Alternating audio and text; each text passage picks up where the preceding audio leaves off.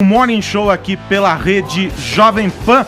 Você já deve ter notado que não é o Edgar Piccoli. Não sou o Edgar Piccoli. O último sinal enviado pelo GPS dava conta de que Edgar velejava em algum lugar do Atlântico. Só saberemos onde quando ele retornar das férias. Enquanto isso, eu acompanho vocês junto com essa turma aqui no Morning Show. Vou passar então os nossos destaques de hoje. Barbárie, rebelião deixa ao menos 9 mortos e 14 feridos em presídio de Goiás. Corpos foram encontrados carbonizados e degolados. Homenagem. O prefeito de São Paulo, João Dória, cancela evento de inauguração do viaduto que levará o nome da ex-primeira-dama Marisa Letícia Lula da Silva. Para a história, a gente recebe aqui no estúdio um dos maiores especialistas do mundo em dinossauros brasileiros. É o paleontólogo Luiz Eduardo Anelli, que vai falar desse livro aqui, ó, que é um livraço, que eu tenho aqui nas minhas mãos, ó. O Brasil dos Dinossauros. Você, claro, não vai perder este bate-papo jurássico aqui no Morning Show. Bom, começo dando bom dia para vocês todos. Eu vou quebrar o protocolo, vou cumprimentar todos e agradecer pela paciência e por terem me recebido aqui. Tudo bem, Paulinha? Tudo bem, tô exercitando muita paciência com você nesse começo de ano. Por favor, hein? Vamos lá, até engrenar. Bom dia, mestre Tonholi. O Misifiaros, acabo de te receber, Misifi. Fala, Caio. Fala, Aros, tudo bem? Tudo certo? Beleza. Então vambora. E você, Vini? Vini também Tudo de volta, bem, estamos né? de volta, paciência renovada. Renovada, recarregada, tá dormindo bem, muita tranquilidade em Essa casa, parte nem por tanto, isso, mas poucas olheiras. vamos lá, né?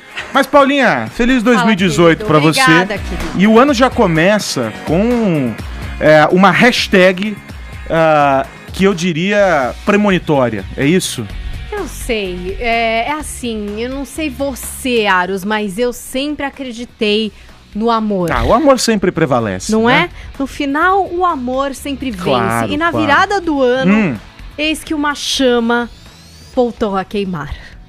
Uma chama voltou a queimar. Uma hashtag maravilhosa, um casal chipado desde 2013, Brumar. Bruna Marquezine e Neymar, esse amor que se recusa a morrer. É um relacionamento ioiô. Eu não acho isso. Não. Eu acho que eles são jovens, eles estão tentando ficar juntos para sempre, porque é nisso que eu acredito, no amor eterno, neste casal, alma gêmea, Olha lá, Neymar e Bruna Marquezine, né? Agora, não sou só eu que acredito nisso, não. Você sabe que a gente tem um vidente, que é o Robério Diogun, um cara que já acertou muita coisa nessa vida. Eu vou citar algumas coisas que ele já Já acertou. acertou muita coisa nessa vida? Pois é, ele acertou o impeachment do Collor, a morte do David Bowie, o Donald Trump presidente, né? Até aí os Simpsons também, né? Pois é, eu não sei se ele é compactuado com o pessoal dos Simpsons pra trazer esses fatos do futuro, mas fato é que Rogério Diogun, Robério. Esse homem maravilhoso. Adivinha o nome dele? Ele acerta tudo, só falta ela acertar o nome. É Robério. Mas Robério. eu posso chamar de Rogério Que aqui, vocês se eu são quiser, íntimos. não sei. Vocês são íntimos. Na verdade, Robério Diogun, esse cara que já acertou de tudo nessa vida, ele já fez uma previsão a respeito da vida da Marquezine e agora a gente já tá vivendo o futuro da Marquezine. Olha o que ele falou sobre ela. Prestem atenção. Vai ter vídeo ou vai ter áudio? Eu prevejo que teremos áudio.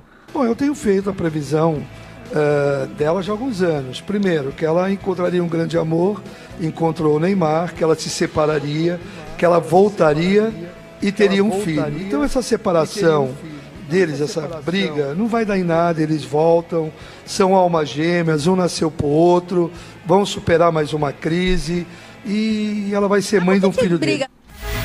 Tá bom pra vocês? Que Estavam isso, hein? brigados e Robério veio pra gente e disse o quê? Queriam voltar e na sequência poderiam ter um filho. Estamos em 2018, este é o ano em que essa previsão pode se concretizar e é por isso que já pra se adiantar, né, já pra trazer essa vibe no Twitter, a nossa hashtag de hoje é Brumar Grávidos, tá? Hashtag Brumar Grávidos, Olha, tá? Eu ouvi um meme sensacional ontem. com o fim de 2017, mais cansada do que as amigas da Marquezine ouvindo ela falar que não vai mais voltar com o Neymar. Você imagina o ouvido das amigas da Marquezine? Conta Gente. agora o meme bom que você viu. Não teve graça?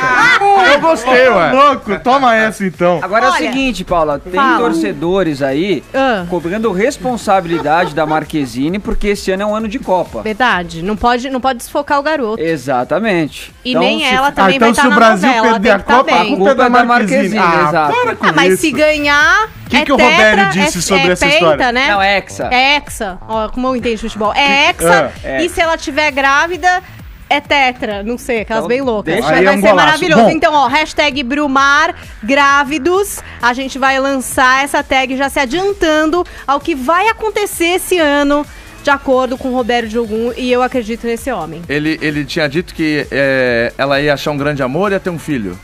Não, ele falou que ela achava um grande amor, ela namorou o Neymar. Ele falou que eles iam terminar e voltar porque eram almas gêmeas, isso aconteceu. E Todos aí os ele anos. previu Nossa, o seguinte, que certeira que essa ela previsão. teria um filho em 2018. Eles teriam um filho em 2018. E no finalzinho, Caroço. ele fala que é um filho do Neymar, Tô hein? prevendo aqui.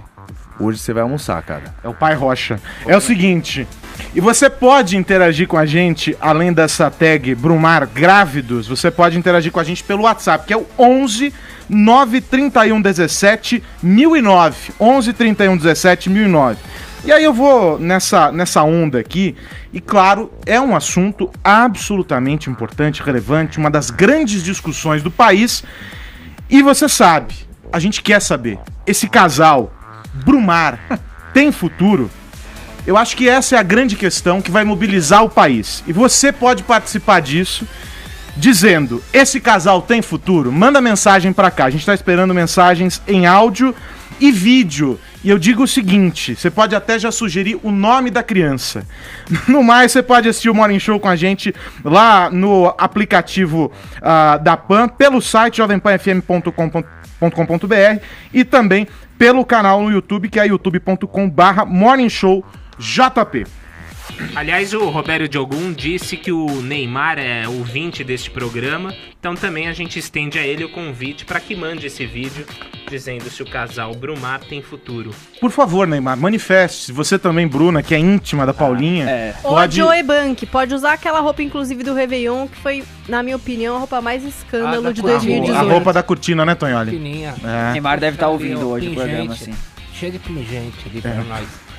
Bom, vamos lá. Vamos começar o Morning Show falando sobre um tema polêmico aqui de São Paulo, hein?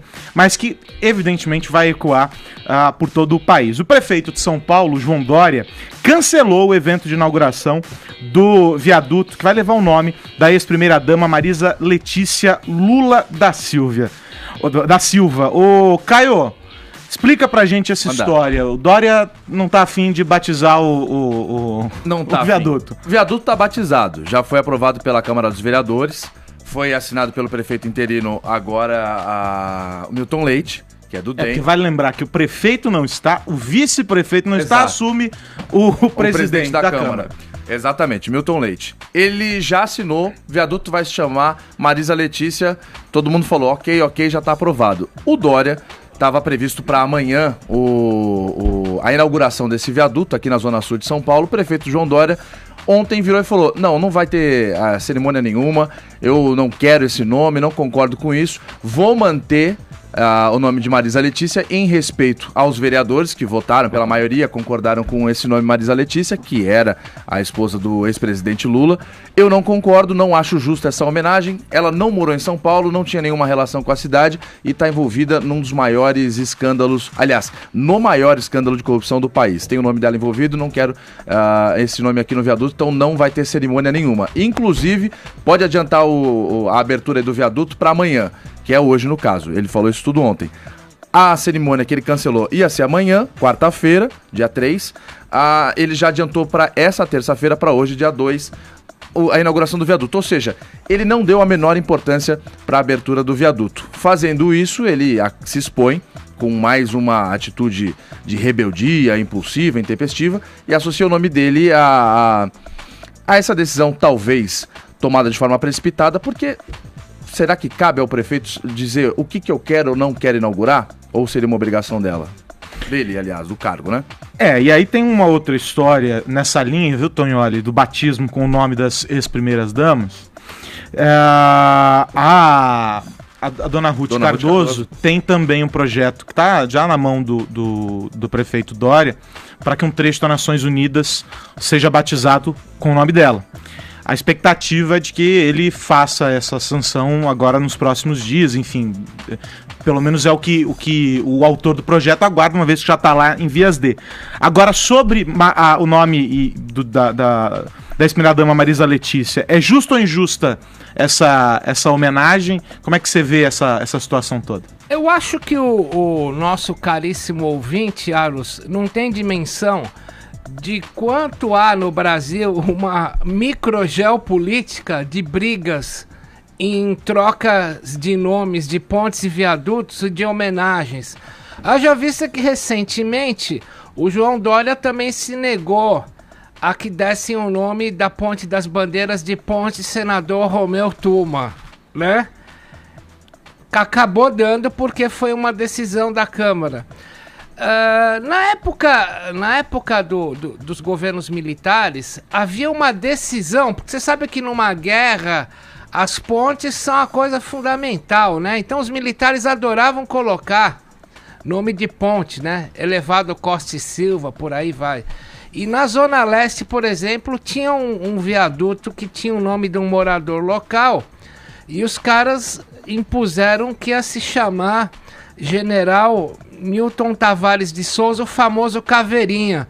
O cara que quando o jornalista Vladimir Herzog foi assassinado em outubro de 75, bolou a operação para que as pontes e viadutos fossem fechados para ninguém ir na missa do Herzog. Há anos uma briga no Brasil, em São Paulo em particular, para nomear ou não nomear viadutos. Eu acho que o Dória segue uma tradição muito boba, mas pelo menos ele manteve o nome. Agora eu não tenho dúvida de que se fosse o PT no lugar do Dória, teriam tirado o nome.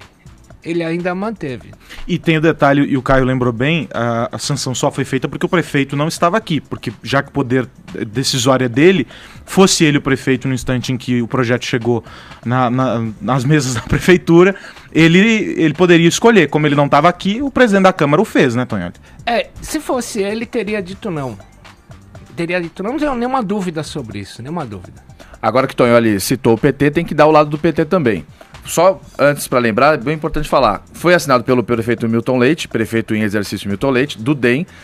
O vereador Fernando Holliday, que também é do DEM, já entrou com um projeto para tirar esse nome, já está rolando na Câmara, vamos ver qual que é o desfecho.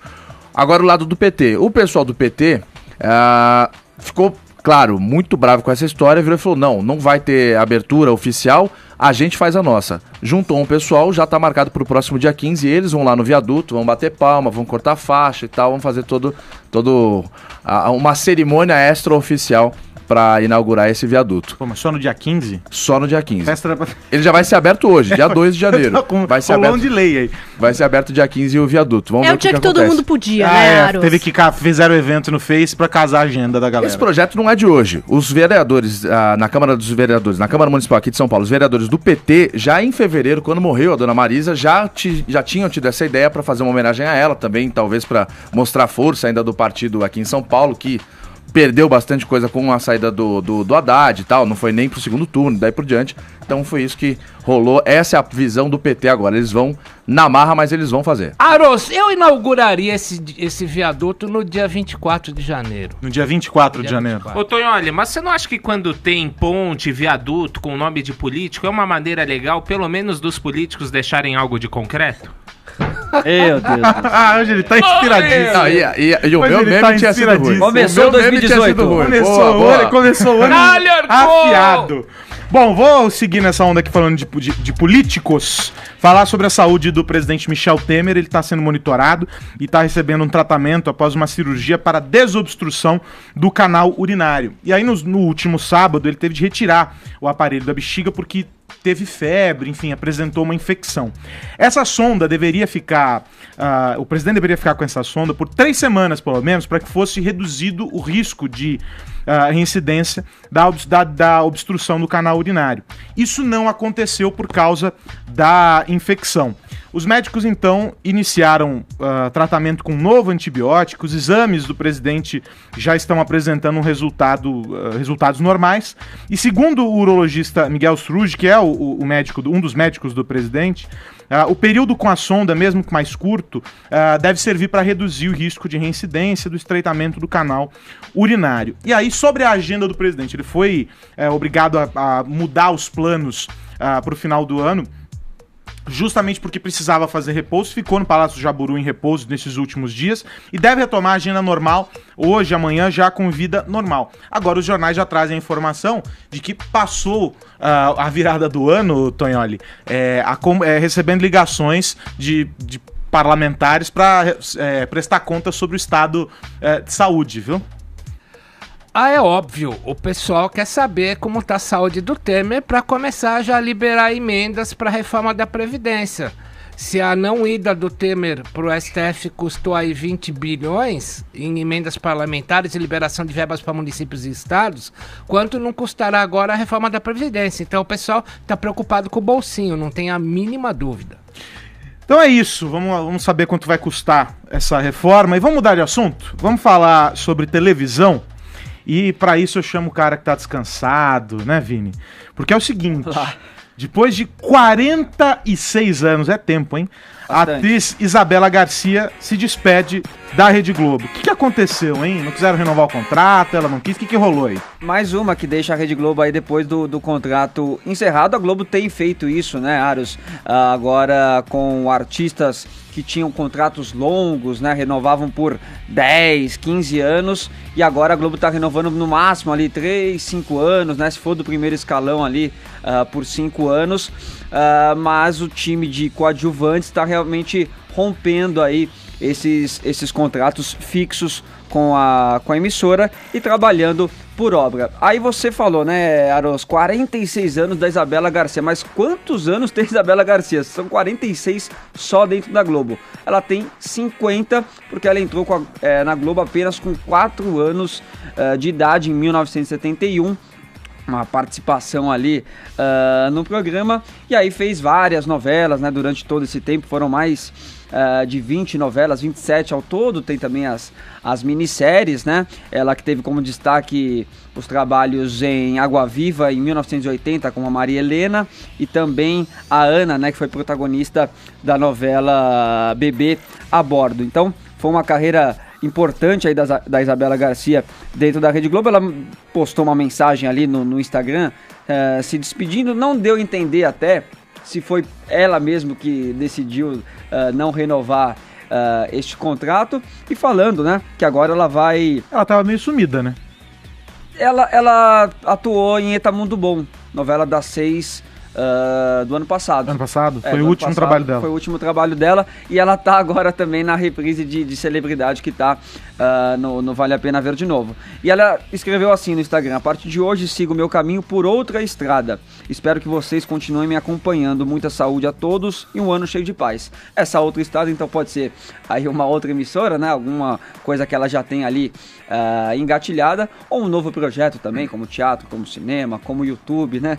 A gente não sabe, mas o fato é que ela deixa agora a Rede Globo nesse contrato fixo, mas quem sabe também ela não volte depois a trabalhar na Globo também por obra. Isso é algo que está acontecendo. Carolina Ferraz, Daniela Ivinites, Maitê Proença, todas essas artistas romperam com a Globo recentemente com seus contratos. Agora nós temos exemplos também, Aros, como o Dan Stuba, né, que também rompeu o contrato dele com a Globo, saiu, foi apresentar programa lá na ESPN, fez o CQC na Bandeirantes, depois voltou no ano passado com a Globo e fez um papel importante dentro de uma novela das 9, né? O Caio Castro, que também não tem contrato longo, vai apresentar agora lá um programa na MTV, mas também sempre vai ter um papel, né, ali importante para ele. Faz parte agora desse novo momento, desse novo cenário na televisão.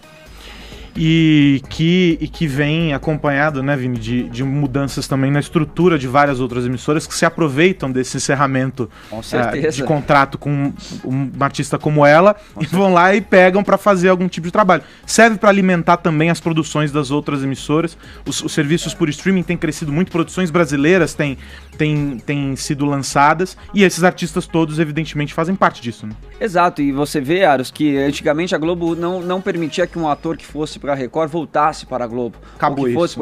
Isso acabou, né? Você vê o Marcelo Serrado, né, que foi pra Record e voltou, tem outros artistas também.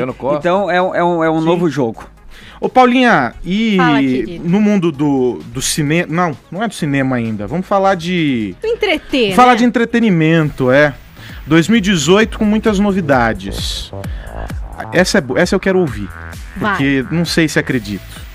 Pablo Vittar, a lá Whitney Houston.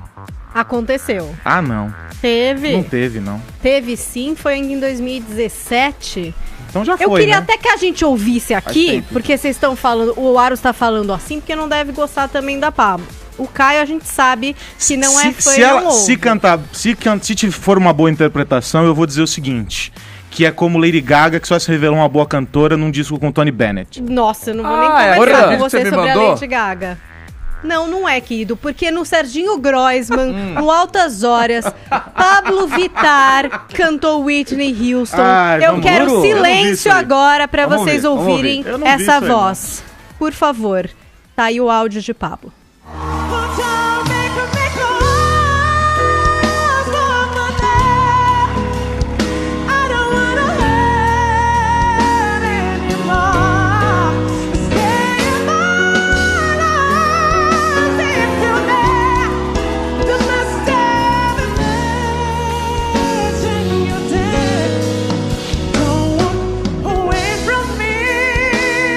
Tonholi ainda não virou a cadeira. Tonholi não virou a cadeira ainda. Eu ia falar a mesma coisa.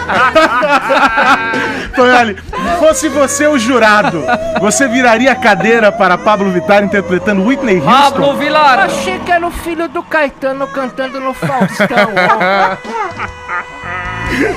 Isso foi onde, Paulinha? Eu considero que foi um elogio, porque eu adorei a música do filho do Caetano. Achei que ia ser muito pior. Podia ser. Gente, foi demais, foi legal. É a prova de que Pablo Vittar tem sim essa grande voz dentro dela. Talvez no ao vivo ainda peque, a gente já falou isso aqui no programa, mas é jovem, tem chance de melhorar. Quanto foi melhorar demais. Foi agora antes do Réveillon no Altas Horas. E a Pablo Vittar tá cheia de planos. Agora, bem a Whitney Houston. Pra 2018, não foi bom, Caio? Eu achei até que era a Whitney cantando. Tá vendo? Reconheça. Você vê que ele conhece muito da Whitney. É isso que eu ia falar, mas tudo bem, né? Mas tudo bem. Fiquei impressionado, muito bom. Muito bom. Parece o pessoal do videokê que eu vou lá em Perdido. Na Liberdade, o pessoal do Deus. Muito Gente, bom. vocês vão ter que se curvar, entendeu? Porque o ano que vem a Pablo vai lançar um segundo álbum e um EP, muito provavelmente com participações de artistas internacionais. Vai gravar em Los Angeles, vai participar do RuPaul Drag Race, que é um dos realities competitivos que faz mais sucesso na TV dos Estados Unidos, que tem a drag queen tida como a mais famosa do mundo, que é a RuPaul. Então vai participar como jurado da 11ª temporada, se eu não me engano, é o que disse o Fefito na Folha de São Paulo, tudo isso meio em segredo. E agora, essa semana, lança uma música e um clipe com o Lucas Luco. Então a gente também pode esperar mais parcerias com artistas nacionais. Mas posso falar, brincadeiras à parte? Pro ano que vem não, tá? Pra esse ano, ano já. Estamos em 2018. Exatamente, estamos vivendo 2018. É em uma situação como essa, interpretando uma música que não tá ali no set dela, não tá fora da casinha, que você descobre que tem alguma coisa ali. Tá, não é a Whitney Houston, não é, mas é uma comparação injusta. Mas é em uma situação como essa que você percebe que, tipo, ok, ela pode fazer algo mais do que aquelas batidas todas lá que ofuscam a voz de qualquer um e o computador que trabalha por si. É diferente, por exemplo, quem já viu Katy Perry ao vivo, outro dia assisti um vídeo da Katy Perry ao vivo, é de chorar. Ela não canta, ela não sabe cantar. Depois que vai pro estúdio fica tudo incrível. Aí, ok, a Pablo canta e tá tudo certo. Né? Ela canta, tá tudo certo, e realmente é muito difícil fazer igual a gravação no ao vivo. É isso que prova um grande artista. Outro dia eu fui ver Roberto Carlos ao vivo, tive que me curvar o rei. É igualzinho a gravação.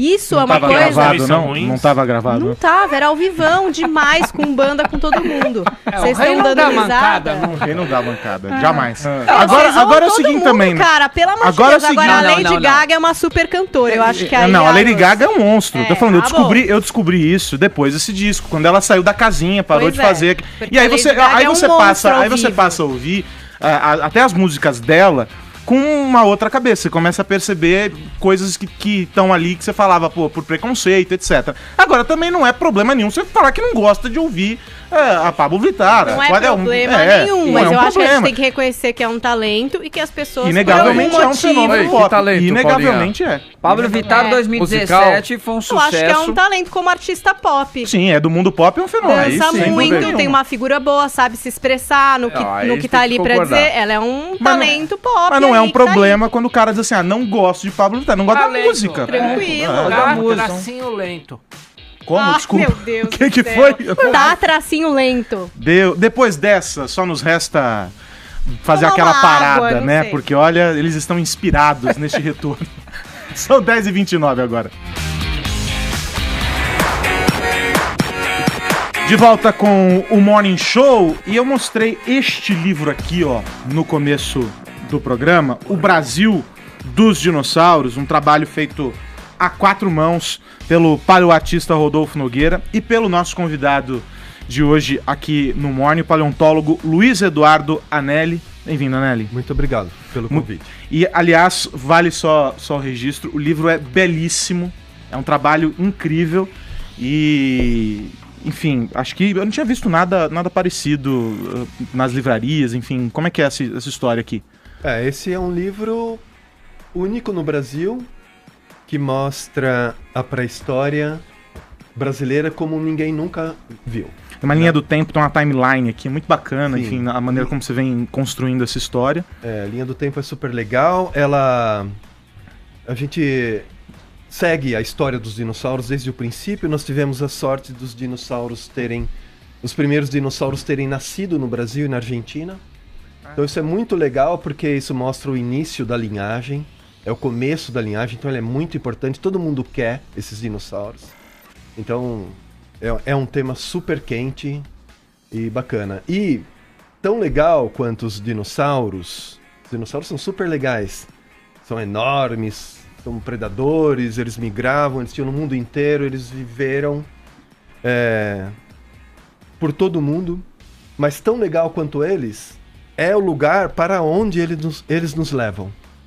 Então eles nos levam para uma pré-história brasileira, por um mundo muito diferente do atual. Que a gente tem aí pelo livro, a gente pode falar disso depois. E como é que é o processo nessa história? Por exemplo, a gente tem fragmentos disso, né? Porque saiu recentemente a notícia, agora acho que na última semana do ano, se não me engano, do titanossauro, que é uma das maiores espécies de dinossauro no Brasil e foi encontrado por acaso na zona rural de Jaci, no interior paulista, um fóssil. 25 quilos, né? Que é a cabeça do fêmur desse dinossauro. Então a gente tem fragmentos dessa história e um achado como esse nos ajuda a compor.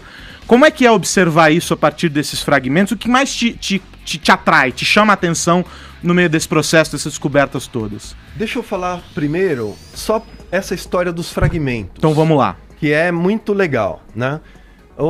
Acabaram de me perguntar, os dinossauros viveram onde? Bom, os dinossauros viveram no mundo em todo o mundo. Existem esqueletos de dinossauros a 400 quilômetros do Polo Sul, nas rochas das montanhas transantárticas. Como os continentes estiveram unidos por boa parte da história deles, todos os continentes, eles se espalharam. Então você acha esqueleto no mundo todo, mas nem todas as áreas onde eles viviam estava, como os geólogos dizem, subsidindo, afundando. Essas áreas que afundam nos continentes são as áreas que guardam sedimento, e junto com o sedimento, os esqueletos dos animais. Por exemplo, hoje, onde no território brasileiro está sendo guardado fragmentos da vida atual? Alguém faz ideia? Nós achamos que daqui a alguns milhões de anos nós vamos ver fósseis na Avenida Paulista, prédios. Eu acho que no cemitério da Consolação. Pois é, não. O Brasil está praticamente inteiro sendo apagado, constantemente. O único lugar hoje que está guardando fósseis para o futuro... Floresta Amazônica. Não, a Floresta Amazônica está sendo erodida por aquele monte de rios. É o Pantanal. Como reflexo da cordilheira que sobe no oeste, o Pantanal afunda para cá. Então, no futuro, os fósseis de jacaré, garça, boiadeiro vão ser encontrados naquela área. O resto tudo, deste momento, foi apagado. Bom, mas o Brasil tem uma característica por não ser não ter regiões áridas e desérticas, como a Patagônia, as Montanhas Rochosas e etc., e vários outros lugares do mundo. Nós sempre encontramos os nossos fósseis não em rochas, em grandes áreas expostas de rocha, como montanhas sem vegetação. Não. Todos os nossos terrenos guardando fósseis hoje ou tem floresta ou tem canavial. Né? Você anda aqui do interior de São Paulo até o outro lado do estado sobre rochas do período Cretáceo, quando os dinossauros viveram, só que é só canavial. Então, na verdade, esse fragmento que foi encontrado umas semanas atrás, o pessoal encontra por acaso. Por quê? Porque eles encontram na beira numa nova estrada que foi aberta, ou na margem de um rio que está ali, lavando o solo, deixando a rocha exposta. A maioria dos nossos dinossauros, quase todos, foram encontrados por acaso. Você diria, então, que buscar, digamos, os restos de um dinossauro é que nem uma grande loteria esportiva, é absolutamente aleatório? Tá bom. Ou é só aqui, no resto do mundo tem uma busca, assim, tipo, vamos procurar aqui, nesse lugar? Ou mais do que isso, acho que talvez uma intenção, né? Um trabalho para que se preserve essas áreas, etc, né? Sim, olha, nós hoje você precisa comprar um celular. Você não vai na feira, certo? É assim como se você quiser comprar abacate, você também não vai numa loja de eletrônicos. Então não é absolutamente uma loteria. Os geólogos hoje, nós temos um mapa chamado o mapa geológico, que está no livro, que é um mapa lindo, que nós não conhecemos, multicolorido. Então nós conhecemos, pelas cores do mapa, o mapeamento que os geólogos fizeram, que nos mostram as cores, e essas cores têm a ver com as idades, as idades das rochas. Então nós vamos nas rochas com determinadas idades. Rochas da Era Mesozoica, período Triássico, Jurássico e Cretáceo, pode ser que tenha dinossauro. Eu fui alguns meses atrás para a Bahia, em rochas do período Cretáceo. Lá, vamos procurar esqueletos de dinossauro, ou aqueles voadores, os pterossauros. Não encontramos nada, mas não foi uma loteria absoluta. Nós vamos nas regiões certas, porque nós sabemos a idade daquelas rochas lá. Agora, aqui no Brasil tem uma história frequente que é a destruição desses sítios arqueológicos. Você falou, por exemplo, tem canavial. Mas não é só isso também, né? Depois de descoberto, tem aquela história do cara que aquela região era interessante por uma determinada finalidade comercial. Vou colocar entre aspas, o progresso passa por cima dessa história e destrói esse sítio. Se perde muita coisa também, porque uma vez encontrado, é mais ou menos como imóvel tombado, né? Um tempo atrás em Salvador, os imóveis tombados, o pessoal destelhava para deixar a chuva destruir, porque o terreno valia mais do que a casa. Tem muito disso aqui no Brasil? Ou se não, ocorre um incêndio misterioso, né? Sim, tem muita coisa. Assim, né? Bom, um empreendimento compra um terreno por 50 milhões para construir um shopping. Aí vai lá, as máquinas começam a abrir, sai um fêmur gigante de lá. Bom, vamos embargar a obra? Putz, minha grana tá correndo aqui. Bom, muitas coisas a gente não fica sabendo. E outra questão muito interessante é que no Nordeste do Brasil, no Ceará, nós temos um dos 10 sítios paleontológicos mais extraordinários do mundo. Porque fossiliza tecidos moles, veias, cristas de pterossauro, coração do peixe, o cristalino do peixe. bactérias são fossilizadas isso ali. também fica preservado? Fica preservado. Até o olho? Até o cristalino é substituído pela atividade bacteriana, você substitui por minerais e aí você tem um cristalino petrificado. Certo? Você tem uma parte xerocada ali transformada em rocha. E aí, nesses lugares, existem muito contrabando. Né? Recentemente, ano passado, chegou na USP uma grande apreensão de 3.000 fósseis que estava sendo contrabandeado para a Europa. Né? O cara compra por R$100 aqui um peixe e vende por $2.000 na Europa, nos Estados Unidos. Sabe o que eu queria perguntar? Quando a gente vê o osso de dinossauro, é uma coisa que nem você falou, um achado e talvez uma crista ou uma coisa ou outra que consegue ficar ali visível, né? Pra gente ver como é que é. Agora no livro, por exemplo, quando a gente olha, tem uma projeção, por exemplo, de cor, né? Sei lá, de ter ou não pena. Como é que vocês chegam nesse contexto de pegar o artista que vai representar esse dinossauro que a gente conhece no nosso imaginário, com essas características, se de visível mesmo a gente só tem o osso? Nós damos um chute educado, um chute bacana. Então, o animal vivia em floresta, o animal vivia em região árida, nós pegamos os animais de floresta hoje com comportamento semelhante. É um predador, é um herbívoro, era um caçador e bolamos um pouco e projetamos um pouco o que nós vemos hoje em animais do passado. Né? Se você olhar os nossos dinossauros no livro, eles são bem discretos. Bom, mas isso para os dinos brasileiros, nós ainda estamos construindo isso com uma ciência educada, um chute educado. Mas hoje já é possível saber as cores dos dinossauros, das penas dos dinossauros, porque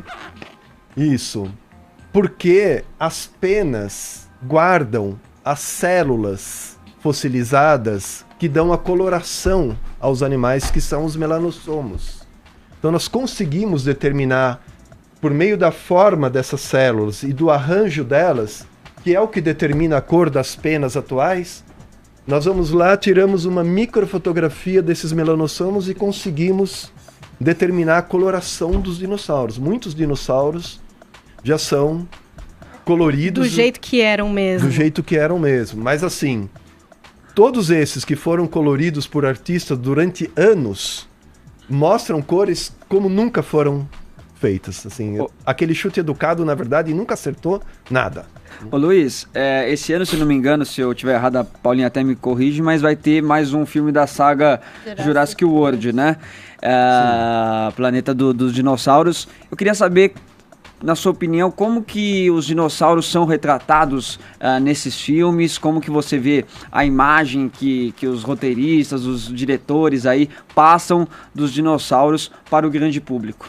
Certo. Olha, o primeiro filme, Jurassic Park, na minha opinião, foi assim uma sinfonia, uma coisa do Mozart. Assim. Aquilo é uma obra-prima do cinema, aquelas reconstruções, a história é linda e etc. e tal. Bom, depois disso, a história dos dinossauros assim virou um Mad Max da pré-história, né? Os dinossauros parece que odeiam os seres humanos, né? Eles veem os seres humanos, eles querem comer, né? Mesmo que eles estejam de barriga cheia, eles querem devorar. É só luta, é muita ação. Eu acho assim que os enredos, as histórias são assim, né? O filme atinge um pico nos primeiros 10 minutos de tensão e vai até o final, você sai de lá arrasado, né? Emocionalmente com aquilo. Meu Deus! E eu acho isso, as reconstruções são legais, são bacanas, os bichos têm movimentos perfeitos, nos dão uma ideia muito próxima do que realmente aconteceu, mas com histórias que, né, na verdade, os dinossauros também descansavam. Essa imagem que está aí, que é a cabeça desse dinossauro aqui... Que dinossauro é esse? Esse é o Carcharodontosauro, os dentes dele foi encontrado no Maranhão. Esse cara aí, que na verdade todo mundo, em todas as reconstruções, coloca devorando tudo, No livro, nós colocamos ele deitado na mata e ele está morrendo de malária. Porque neste momento, há 100 milhões de anos, os paleontólogos encontram pedaços de âmbar, encontraram com um mosquito dentro. E dentro deste mosquito de 100 milhões de anos, os oócitos, os ovos do Plasmodium da malária. As doenças, as infestações, os parasitas começaram nesse tempo aí. E qual que foi o maior dinossauro brasileiro? Porque acho que o argentino, tem um argentino que é um dos maiores, né? Virou papa o argentino. Nossa senhora. O argentinossauro é um grande dinossauro de 42 metros. Os dinossauros, eles são montados aproximadamente em relação ao tamanho do fêmur, etc. Nós sempre temos um chute. Existe outro hoje, o Patagotitã, que também é argentino, que dizem que tem 38 metros e é o maior do mundo, mas ele é menor que o esqueleto do argentinossauro que está montado na Patagônia. Mas assim, é um grande dinossauro da Argentina. No Brasil, nós temos 2 candidatos, mas é uma história também que eu não exploro muito.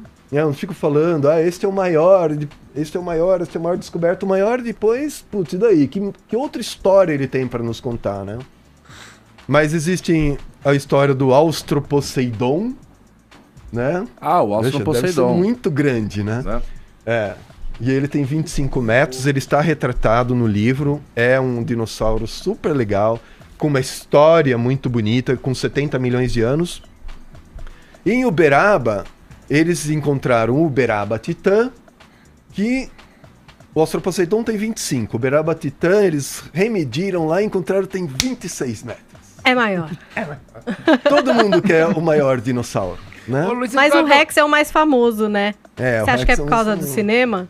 Não, o Rex é o mais famoso porque ele tem mais de 100 anos, porque ele é realmente um dinossauro super legal, né? Eu montei a única réplica de Tyrannosaurus Rex na América do Sul, que está em Santo André. Quem quiser conhecer, é um esqueleto assim, é uma coisa maravilhosa mesmo. E ele é mais famoso porque ele é um astro do cinema, né? Os americanos transformaram ele em negócio. Mas era bravo assim mesmo, que no filme ele olha pra alguém, ele nhaca. Ele quer comer. Passa um carro e nhaca. Ele comia carro naquela época também ou não? Os dinossauros detestam os seres humanos, né? Eles não podem Luiz ver. Eduardo, e como é que é o incentivo do governo para o tipo de pesquisa que você faz? É valorizado? Existem governantes que já deram somas expressivas para valorizar o trabalho de vocês ou é nulo? Assim, é como todo o restante. No que está ligado à educação. É difícil, né? Assim, nós hoje pagamos o pessoal que vai cantar na Paulista, o pessoal que vai cantar em Copacabana e tal. E enquanto isso, os nossos grandes pesquisadores, as nossas grandes cabeças vão embora do Brasil trabalhar em laboratórios americanos e europeus. E os nossos professores universitários ficam sem salário e sem 13º. Então é nessa pegada aí. Mas o que nós não fizemos, e que eu acho que nós deveríamos fazer, e essa é uma proposta, esse livro, uma das propostas dele, é transformar a nossa pré-história numa grande exposição na OCA, em 2018. Né? Uma segunda exposição. Vocês se lembram do Dinos na OCA? Alguém aqui esteve lá? Eu não me lembro. Vocês eram crianças todos, né? Você foi. Mas você devia ser um bebê, né? Em 2006. Foi um fenômeno, né? As pessoas têm muita curiosidade para saber sobre os dinossauros. Os dinossauros são super legais, todo mundo adora, né? Você fala dinossauro, todo mundo fica feliz. Agora, peraí, mas não faz tanto tempo essa Dinos na Oca? 2006, 2005. 2006, agora 12 anos. Então, pois é, mas só terminando aqui de responder, essa coisa do incentivo, nós não fazemos o que os americanos fizeram, o que os europeus fizeram, o que os chineses fizeram, o que os australianos, que é o seguinte, é transformar a nossa pré-história num item da nossa cultura. Onde você vai na Europa, tem um grande museu de história natural, metade dele tá cheio de dinossauro, etc. As pessoas vão lá. vão lá aprender, é um entretenimento científico, é super legal. Os dinossauros estão em livros, estão em filmes, estão em exposições, estão em pantufa, em brinco, em tudo. Na Peppa Pig. Deve. Agora, o nosso conhecimento, né, o nosso complexo de vira-lata vale também com essa história para essa história dos dinossauros, quando a gente tem uma importância tão grande aqui no Brasil para o surgimento, para o desenvolvimento, etc., dos dinossauros, mas nas escolas pouco se sabe, o brasileiro pouco sabe dessa história. Além dos museus, você citou um exemplo, o que seria possível para mudar esse valor que se tem sobre os dinossauros e a história dos dinossauros aqui no Brasil? Olha só, eu acho que nós deveríamos ter no colégio, no ensino fundamental e com uma progressão pelo ensino médio, uma disciplina chamada pré-história e falar sobre ela. Sobre a origem da Terra. Mas aqui no Brasil, as pessoas têm esse conhecimento a ponto de ser uma disciplina na escola? Tem, os professores podem, né? Eu escrevi alguns livros sobre a pré-história. Todas as nossas jazidas de ferro foram precipitadas pela atividade bacteriana em mares que cobriam o quadrilátero ferrífero 2,4 bilhões de anos atrás. Toda essa riqueza, onde você olha tem ferro aqui, esse ferro veio da nossa pré-história. As rochas que deram origem à Terra Roxa, que construiu o sul do Brasil há 150 anos, foram depositadas durante um grande vulcanismo que aconteceu aqui 130 milhões de anos. O aquífero Guarani, que foi um grande deserto, teve a sua origem, as suas rochas teve sua origem num grande deserto de dunas que cobriu quase metade do Brasil e está lotada de pegadas de dinossauros nesse lugar. Foi construído na nossa pré-história. Hoje as rochas daquele deserto são porosas, guardam o terceiro maior aquífero do mundo. Nossas montanhas, nossas paisagens, os dinossauros viram a América do Sul nascer. Eles nadaram nas águas dos lagos onde estava precipitando a matéria orgânica, que hoje é o petróleo do pré-sal. Tudo que nós temos, nossas paisagens, nossas praias, foi construído na nossa pré-história. Então, nós temos muito para ensinar, fazer conexões. E tem os dinossauros e outros animais pré-históricos também. No campo da pesquisa, quem está mais adiante? Nas pesquisas nós temos muitos polos adiante. E ela se divide dependendo do foco que cada universidade tem. Por exemplo, o Rio de Janeiro, o Museu Nacional, a Universidade Federal do Rio de Janeiro, tem uma grande pegada para estudar os dinossauros brasileiros do período Cretáceo. No Rio Grande do Sul, a Universidade Federal do Rio Grande do Sul tem uma grande pegada, junto com a USP aqui de Ribeirão Preto, para estudar os dinossauros mais antigos do mundo, que ocorrem nas rochas daquela região. Na USP nós trabalhamos um pouco com rochas do período Cretáceo, com dinossauros e pterossauros, e com rochas dos mais antigos animais que existem aqui na região do Mato Grosso, etc.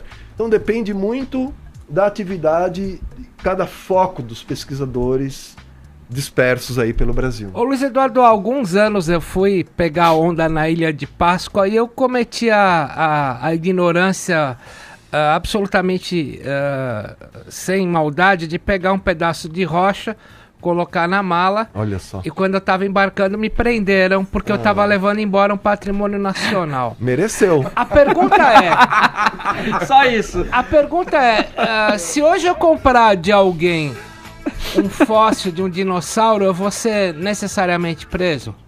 Não, eu acho que não, né?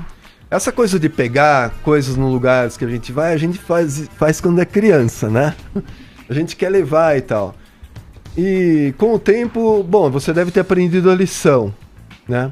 Bom, hoje, no Brasil, e há muitas décadas, é proibido coletar fósseis. Mas tem muita gente com fóssil em casa, né? Ou comprou em algum lugar, ou às vezes nós compramos no exterior um fóssil do Brasil, né? E trazemos para cá e tudo bem, né? Mas é proibido, a gente não deve coletar, a gente deve aprender a ter um outro tipo de olhar. Por exemplo, você quer curtir um fóssil e tal, uma coisa super legal é ter uma réplica. Né? E lá na USP, no Instituto de Geociências, eu tenho uma grande oficina onde nós produzimos réplicas de material. Isso é uma possibilidade. Outra coisa é, por exemplo, você ir para o Araripe, para Santana do Cariri, no Crato, e visitar o único geoparque brasileiro, onde você vê lá in situ os fósseis com as rochas, o pessoal abrindo as rochas, o museu, etc. Essa é uma outra forma de olhar, que é o que fazem os europeus e os americanos em parte. Né? Nos Estados Unidos, por exemplo, alguns sítios paleontológicos você pode ir lá e coletar e levar para sua casa. Outros não. Então depende muito da importância. Nós poderíamos adotar isso no Brasil também, né? Ô Luiz, temos 1 minuto e meio para encerrar, e aí eu termino com 2 perguntas à la Globo Repórter para você desfazer o mito, tá? Opa. Do que se alimentam e como se reproduziam os dinossauros. Uau!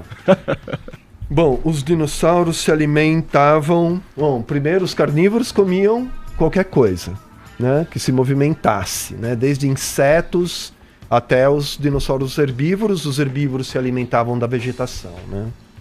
E é mais ou menos o que acontece hoje nas savanas africanas, é caçador e bicho fugindo e pastando, né? E no Tinder, né? No Tinder também acontece bastante isso. Sim. Meu Deus, eles estão Silêncio respondeu. Eles estão inspiradíssimos. A reprodução é uma história super legal, né? Por exemplo, será que os dinossauros eles namoravam assim como os animais, os mamíferos atuais, que existe uma penetração e uma injeção de esperma no interior da fêmea, que é o que acontece hoje com os mamíferos, né? E com os crocodilos, porque os dinossauros hoje sobreviventes, que são as aves, 95% deles abandonou o pênis, porque eles abandonaram tudo que é peso em privilégio do voo. Largaram os dentes, largaram tudo para poder voar. Os dinossauros viventes hoje, as aves, se reproduzem pelo beijo cloacal. Já ouviu falar disso? Não. Explique. Traduza. Às vezes você vê uma pomba sobre a outra, um passarinho que dá uma sentadinha rápida ali. O que ele está fazendo? Está cuspindo o esperma na cloaca. É modalidade olímpica, então. Super. Ah, tá. Os dinossauros, muito provavelmente, existem um casal de dinossauros namorando aí, muito provavelmente, como os crocodilos, eles tinham uma parte, um pênis interiorizado, que era exposto, e então eles namoravam por alguns momentos, alguns minutos ali, sob o luar do período Cretáceo. Tá explicado. Esse é o paleontólogo Luiz Eduardo Anelli, que nos apresenta aqui no Morning Show esse livraço aqui, ó, O Brasil dos Dinossauros. Já tá disponível nas livrarias? Sim. Então é só buscar lá O Brasil dos Dinossauros. Luiz, muito obrigado, parabéns pelo trabalho, uma história fantástica, é uma delícia ouvir. Obrigado. Muito obrigado pelo convite. Agora 11h01. De volta aqui com o Morning Show, e a gente vai voltar pro noticiário, tá? Vocês se lembram do que a gente estava falando no ano passado, no comecinho do ano passado? Dia 2. A gente falou sobre o caos no sistema prisional brasileiro. Eram várias rebeliões pelo país, né, Caio? E a gente começa 2018 repetindo essa história. Nesta segunda-feira, primeiro dia do ano, uma rebelião em Aparecida de Goiânia terminou com 9 detentos mortos, pelo menos é o que os números prévios nos indicam, e outros 14 feridos. Caio, contextualiza pra gente o que motivou, o que rolou nessa rebelião. Ó, quem tá vendo a gente pelo YouTube, tá vendo essa foto. Olha a foto, Aros. Olha que chiqueiro que é o presídio. Nojento. Tá na cara que vai dar problema uma hora. Dia 1º de janeiro de 2017, do ano passado, teve a rebelião num presídio do Amazonas. Fugiram, alguns detentos fugiram, não me lembro agora o número. No dia 2, exatamente 365 dias atrás, eclodiu aquela chacina, além de motim, também teve briga entre facção, foi uma grande no Amazonas, porque... Aliás, foi a que mais chamou a atenção, porque foi uma das maiores, morreram 56, 57 pessoas. 365 dias depois, a gente veio noticiar essa agora de Aparecida de Goiás. Teve uma rebelião, o pessoal dizem que são 3 facções nesse presídio onde teve essa rebelião, que é a colônia agroindustrial no complexo prisional de Aparecida de Goiânia. O pessoal de uma facção entrou do pessoal da ala C, invadiu a ala B, a ala D e a ala A. O pessoal da facção que toma conta dessas alas ficou muito bravo, muito pistola, virou e falou, não vai entrar aqui. E aí começou uma briga, o pessoal que era da A, que invadiu a outra, tacou fogo nessas alas. E aí deu todo o rebuliço. 14 pessoas ficaram feridas, 9 detentos morreram carbonizados e virou um furdunço. Não foi muito demorado, 2 horas. Começou por volta das 4 horas da tarde de ontem, 6 horas já estava tudo sob controle. Mas em 2 horas foi suficiente para queimar cela, queimar gente, ferir mais um bocado de pessoas. E aí esses detentos estão... os que sobreviveram, mas estão feridos, foram levados para o hospital ali próximo, Hospital de Urgências de Aparecida de Goiânia e para o Hospital de Urgências de Goiânia. Bom, com isso, não só as pessoas morreram, 106 presos fugiram, mas a polícia diz que 26 já foram recuperados. Agora, o que chamou bastante atenção é que, eu tinha falado no começo agora, quando eu comecei a falar, olha a foto, parece um chiqueiro e tal. Quando começou toda a confusão, pasmem, 127 detentos viraram e falaram, opa, eu não quero participar disso aqui. Eles simplesmente saíram. E segundo a Secretaria de Administração Penitenciária de lá do estado do Amazonas, aliás, de Goiás, eles falaram, acabou tudo, 6 horas, podemos voltar. 127 homens olharam, viram a confusão, saíram da cadeia e voltaram por conta própria lá pra dentro depois que tudo terminou.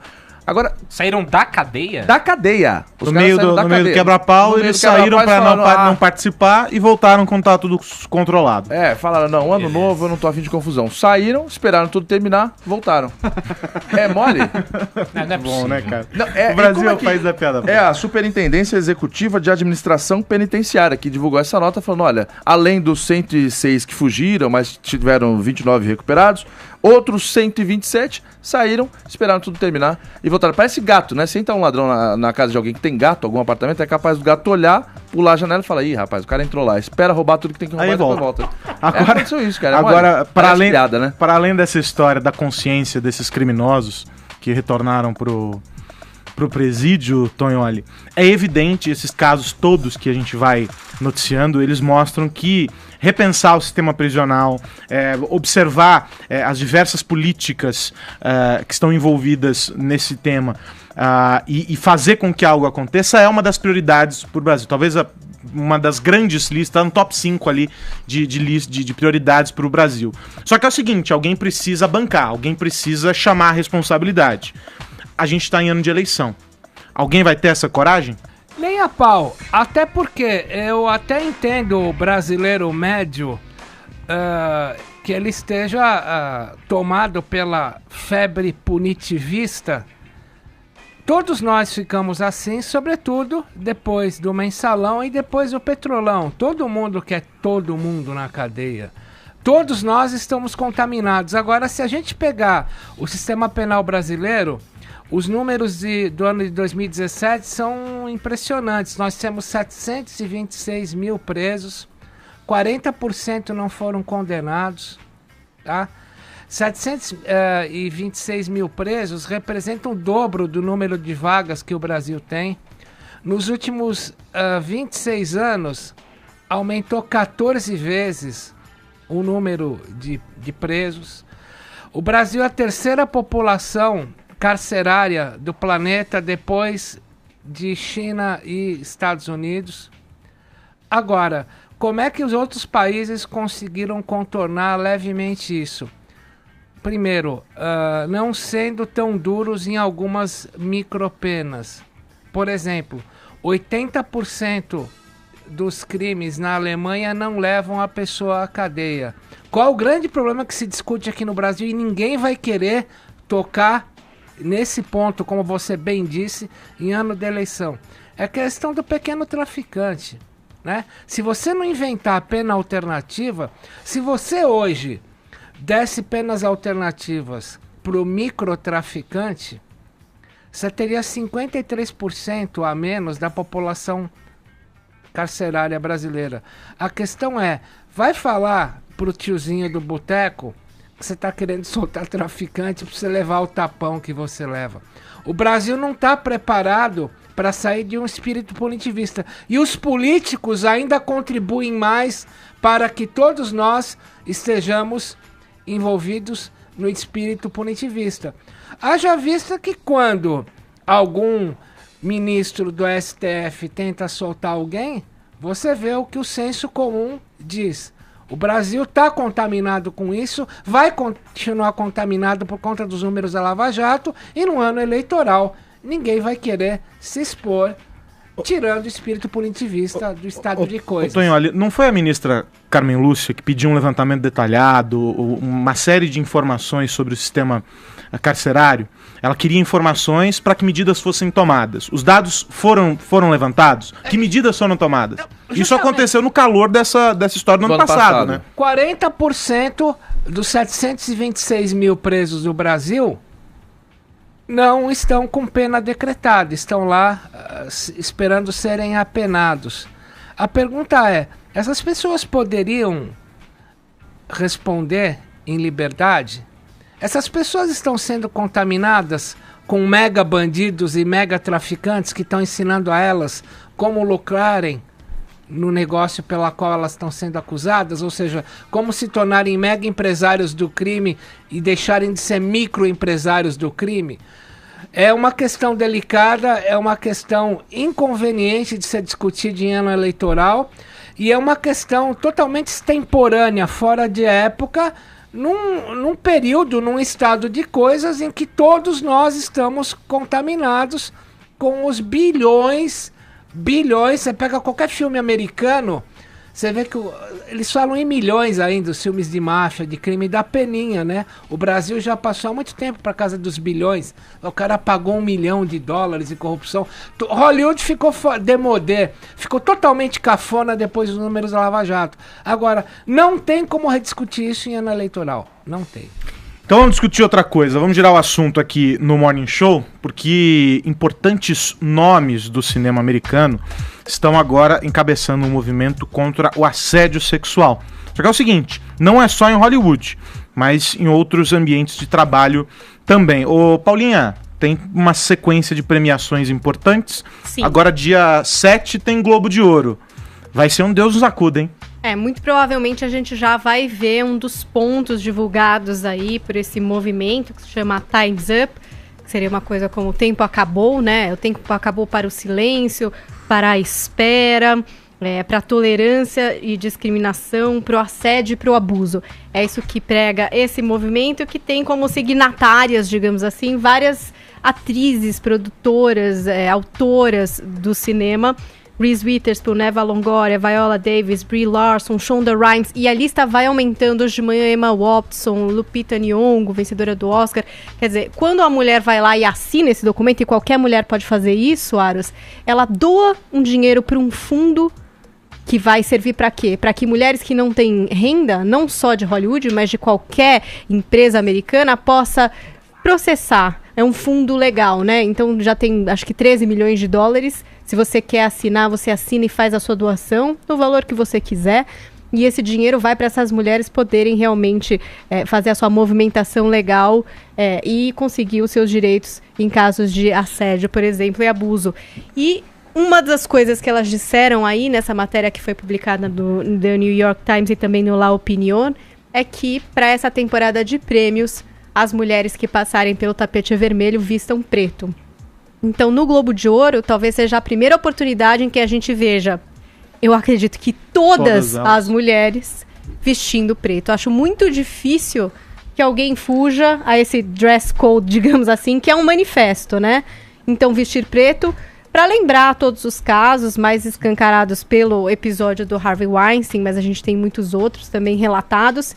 E é importante também ressaltar que o movimento tem essas pessoas que são de Hollywood, né, que tem o holofote e que reconhecem isso, né, que por ter essa exposição tem mais oportunidade de falar. Agora, mas também serve para outras mulheres, né?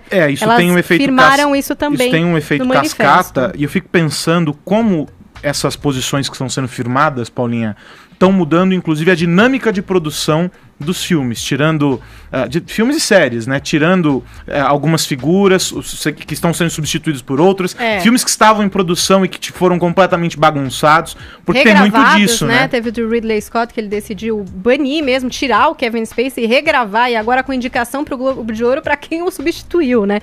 E o que eles estão também, elas estão se manifestando é que, assim, são outras ações. Então, por exemplo, são vários grupos, né? A gente não tem uma liderança desse movimento. Então, são vários grupos e essas mulheres que estão se juntando, assinando aí o manifesto. Então, o que acontece? São várias frentes. Então, uma das frentes, por exemplo, quer que tenha mais mulheres em cargo de poder em Hollywood, mais executivas em Hollywood. Então, tem uma frente brigando por isso.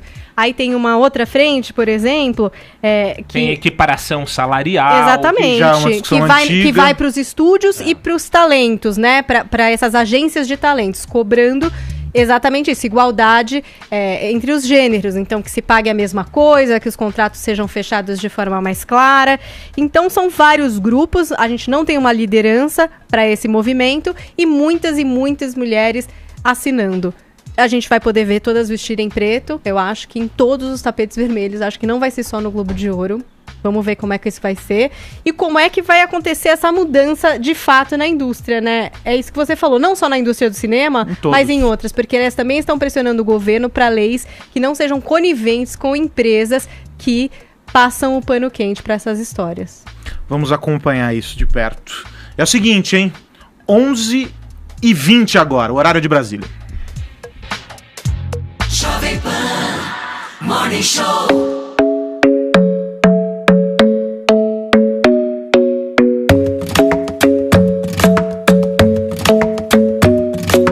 Club isn't the best place to find the lovers, so the bar is where I go. Me and my friends at the table doing shots, tripping fast, and then we talk slow. And you come over and start up a conversation with just me, and trust me, I'll give it a chance. Now take my hand, stop it, and the man on the jukebox, and then we start to dance. And now I'm singing like, girl, you know I want your love. Your love was handmade for somebody like me. Come on now, follow my lead. I may be crazy, don't mind me. Say, boy, let's not talk too much. Grab on my waist and put that body on me. Come on now, follow my lead. Come on now, follow my lead. I'm in love with the shape of you. We push and pull like a magnet do. Although my heart is falling too. I'm in love with your body. And last night you were in my room. And now my bedsheets smell like you. Every day discovering something brand new. Well, I'm in love with your body. I'm in love with your body. I'm in love with your body. I'm in love with your body. Every day discovering something brand new. I'm in love with the shape of you. When we came, we let the story begin. We're going out on our first date. You and me are thrifty, so go all you can eat. Fill up your bag and I fill up the plate. We talk for hours and hours about the sweet and the sour and how your family's doing okay. And leaving, getting a taxi, kissing the backseat, tell the driver make the radio play. And I'm singing like, girl, you know I want your love. Your love was handmade for somebody like me. Come on now, follow my lead. I may be crazy, don't mind me. Say, boy, let's not talk too much. Grab on my waist and put that body on me. Come on now, follow my lead. Come on now, follow my lead. I'm in love with the shape of you. We push and pull like a magnet do. Although my heart is falling too. I'm in love with your body. Last night you were in my room. And now my bedsheets smell like you. Every day discovering something brand new. Well, I'm in love with your body. I'm in love with your body.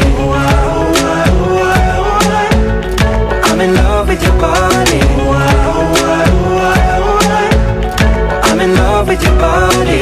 Every day discovering something brand new. I'm in love with the shape of you. Come on, be be my baby, come on. Come on, be my baby, come on. Come on, be my baby, come on. Come on, be my baby, come on. Come on, be my baby, come on. Come on, be my baby, come on. Come on, be my baby, come on. Come on, be my baby, come on. I'm in love with the shape of you. We push and pull like a magnet do. Although my heart is falling too.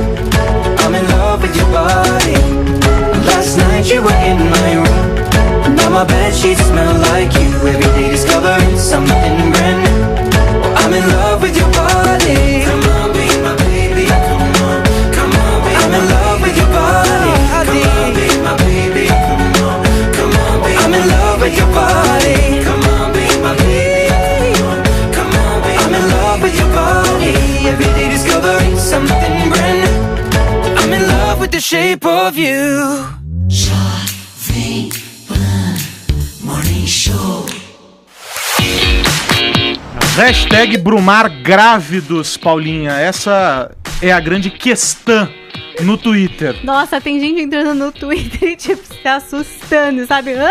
Como grávida assim? de beijo com a cá, ó. Olha Será? só, hein? Não. Isso, é um relacionamento pré-histórico. Então, gente, vamos lembrar, é uma hashtag, tá? É a gente esperando que se concretize em 2018, assim como disse o vidente Roberto Jogum. Como é o nome do vidente?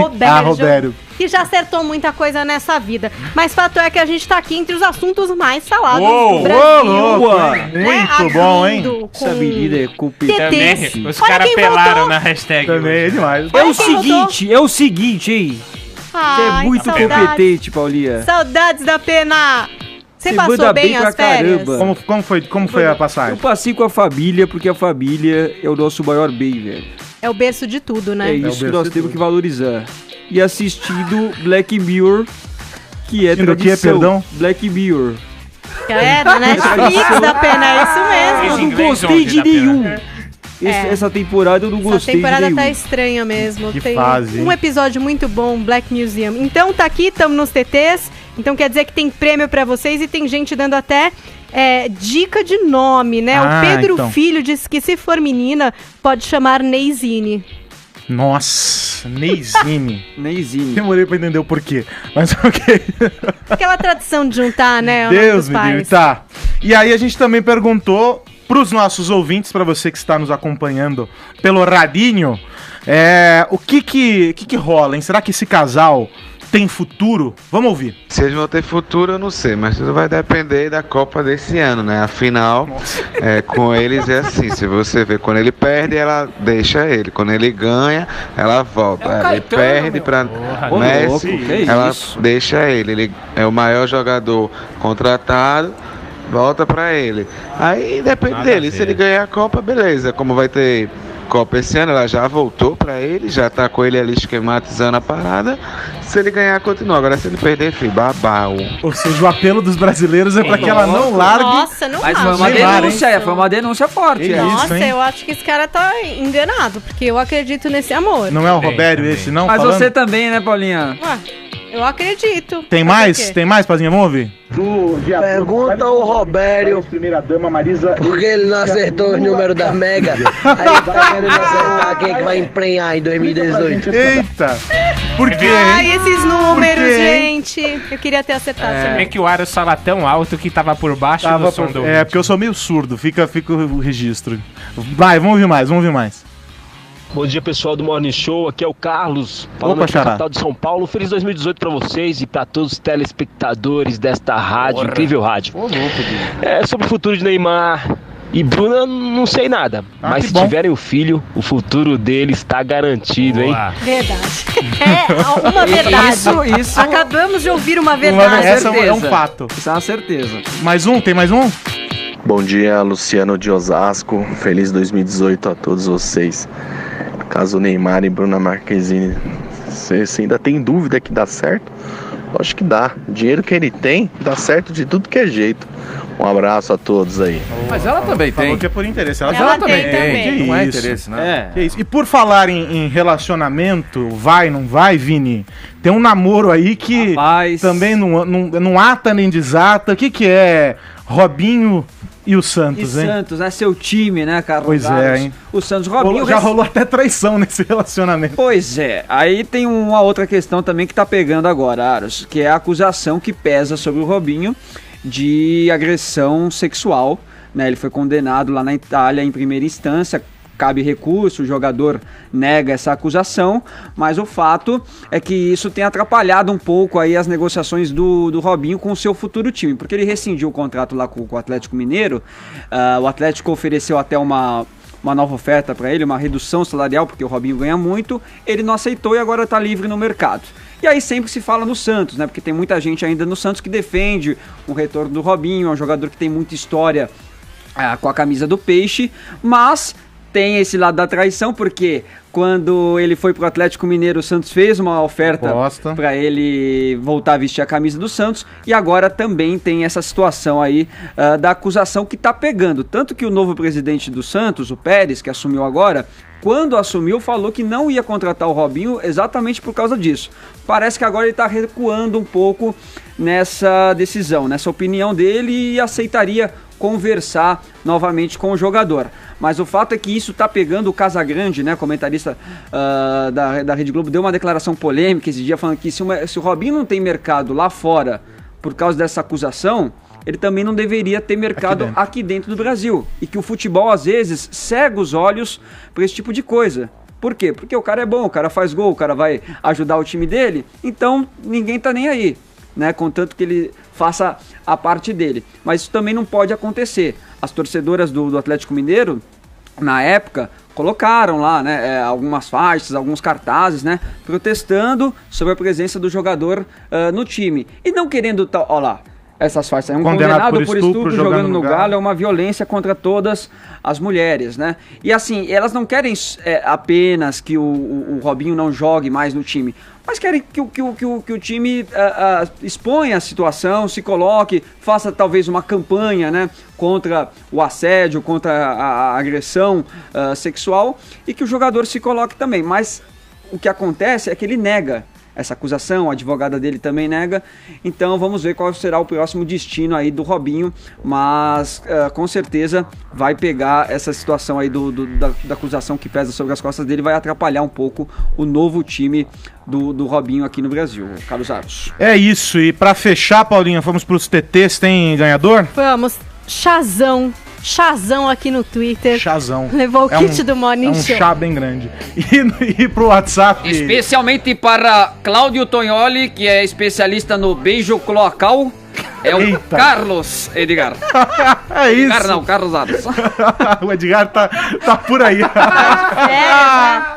Errou. Acabou. Tchau, Vini. Tchau, Paulinha. Tchau, Tognoli. Tchau, Caio. Valeu, Aros. Amanhã tem mais Morning Show a partir das 10 da manhã. Até mais. Tchau, tchau.